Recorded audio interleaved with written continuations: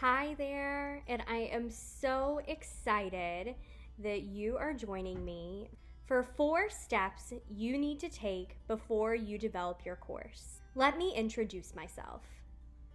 I'm Jade, and I am the course content wizard. I specialize in course creation for higher ed and entrepreneurs. I've been doing this for over 5 years, and I absolutely love it. Creating courses can be a daunting and exhausting experience, but when we are working together, I'm able to make this a fun experience that keeps you organized and feeling like it is all coming together. I'm also currently everything but dissertation for my doctorate in education. In just 7 months, I'll be all finished up. So you might be wondering how I got into course development in the first place. I took a job in higher education as an instructional design librarian. I had just finished library school, and where I had been working as a graduate student at the time, had this job become available. I had a lot to learn. There was so much software needed for this position, and I needed to familiarize myself with different instructional theories and educational pedagogy, and these weren't things that I got in library school. So I dove into all of the material that I could get my hands on when it came to course development. But I quickly realized that I needed some help. So that's when I enrolled in my doctoral program, and it helped me learn so much about making incredible courses, webinars, instruction sessions, and more that will help your clients and your students learn and enjoy the course that they are taking. So that's some of the magic that you don't have to worry about that I'm bringing behind the scenes so your clients absolutely love your course and keep wanting to come back to learn more from you because of the wonderful experience that you provided. So if you're watching this video, I would love for you to introduce yourself in the comments. Tell us your name and your business. I always love meeting new entrepreneurs or people that are trying to develop courses. Let's all get to know each other on this community a little bit better. I'm also wondering if you've ever developed a course before. If you have or haven't, let me know in the comments. So before we dive in to courses, I want to talk about the different types of offers that you will run into when you're running a business. You'll often hear people talk about high-touch offers and low-touch offers. High-touch offers are at the top of that pyramid. That is when we are working with our clients one-on-one to help them have an incredible transformation. So we're in contact with them very frequently, and we're offering a lot of support to help them meet their goals. Your lowest touch would be a course or a freebie. Sometimes a person will buy a course without ever interacting from you, and you may never hear from them as they complete the course. The same can be said for a freebie, but there might be a little bit more interaction there as you're directing them to that freebie. So now that we've talked about the different types of offers, let's talk about why a course is a great option. And before we do that, I want to share that not everything should be a course, and that's something that is really important to address. Not every learning situation or learning need can be addressed with a course. So make sure you take time to really consider if what you want to share should be a course or not. In the comments, I'd love for you to tell me if you can think of something that shouldn't be a course. Now, let's talk about why a course is good for growth. The first thing is that you can impact more clients with less touch. Remember how we were talking about the different types of offers and the high impact versus low impact offers? That is exactly what I mean here. You could have hundreds and thousands of people buy your course, and you're never really interacting with them. Maybe you'll leave a comment or reply to their comment while they are taking your course. Maybe they'll send you a message as they move through the course or share something about taking your course on social media, but you're not checking in with them daily as they complete the course. Whereas when you're taking one-on-one clients or developing masterminds, you're in contact with those clients a lot more frequently. And we all love providing a wonderful experience for our clients, But when you're working with them one-on-one, it can be really time consuming. So this is a great way to scale your business and work with more people without adding more time to your day-to-day business. And we have to be honest here, developing a course can bring in some serious cash. Another reason that a course is good for growth is that you can teach the skills that have led to your success or your genius. So it's another great way to give back to people by telling them what's worked for you and what hasn't, or teaching them how to do something. Something that I don't think is talked about enough is when should you start to think about creating a course. I often see people wanting to start their business with a course, and I've been there. That was something that I did too. I am an expert in course creation, and I knew people were making courses. So in my mind, of course, everyone wanted to buy a course about making courses, and that wasn't the case. And a lot of that played into the fact that I didn't have a steady client base already. I didn't have clients that were asking to learn specific things from me.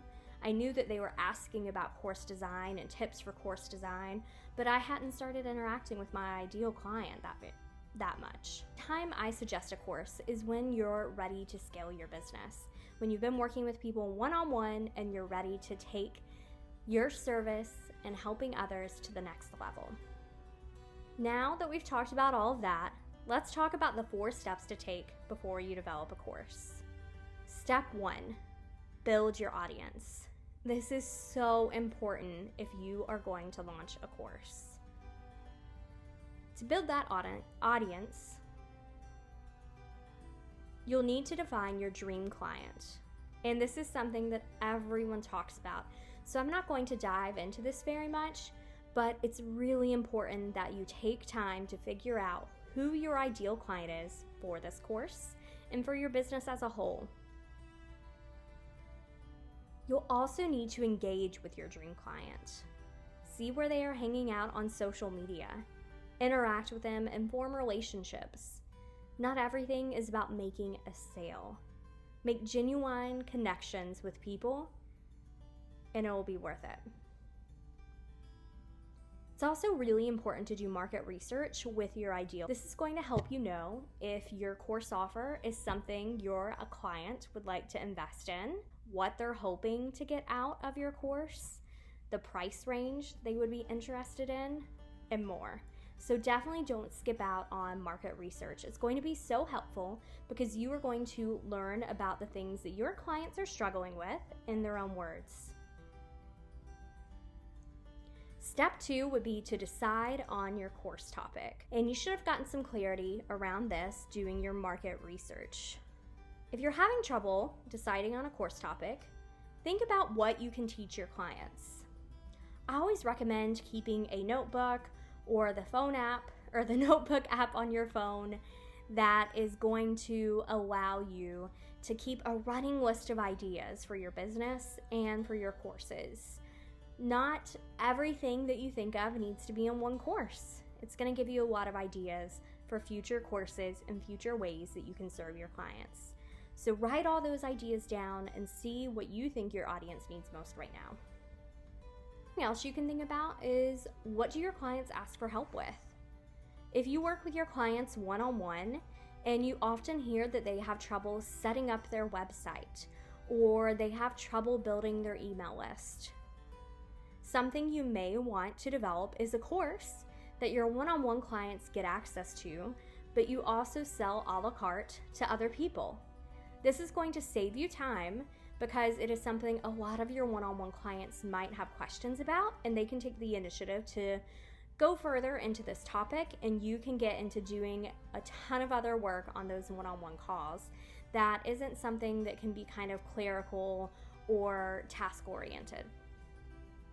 And of course, you want to think about what you are passionate about helping others with.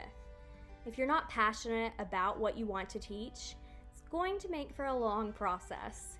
If you're not enjoying what you're doing, it makes it really hard to get the project done, right? So always think about something that you enjoy. If you don't enjoy it or it's not your area of genius, then maybe you shouldn't be the one making a course about it. Next step is to develop 3 to 5 course goals.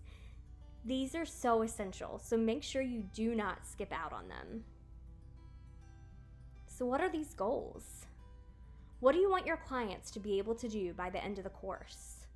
Maybe you want them to develop a regular workout routine, or meditate daily, or have successfully launched their business. There's a lot of different things that can be a goal, but you want to make sure you establish these before you build your course so you can ensure that your clients are getting the best experience out of your course. This is also really essential so your clients feel like they got something out of the course, and so they also feel that what you were saying they would get out of the course, they actually get. Far too often I hear people share how they enrolled in a course that was advertised for one thing, and they waited lesson after lesson to get that golden nugget of truth they were promised, only to complete the whole course and never get that golden nugget. That's going to make your clients no longer trust you. They're not going to refer you or your course, and they're not going to want to work with you again. So make sure you give them an amazing experience when you're developing a course. And step 4 is make an outline of your course. I know, I used to hate outlines too, and then I got into course development, and I saw how important outlines are. You might be wondering why they're so important. That's because the outline can be the backbone to your course.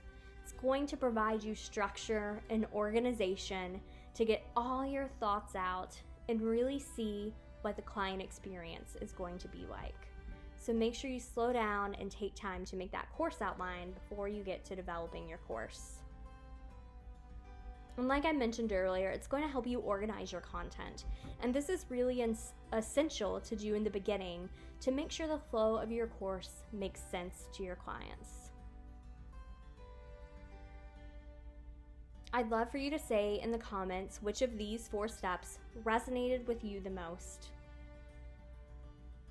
And if you have any questions, feel free to leave them in the comments or get in contact with me via one of the ways I have listed on the next slide. I'm always happy to help you as you are developing your course and scaling your business. I cannot wait to talk with you further about your needs. Thank you so much for watching this video. I hope it helped you get clear on what to do before you develop your course. I'll talk to you soon. Bye.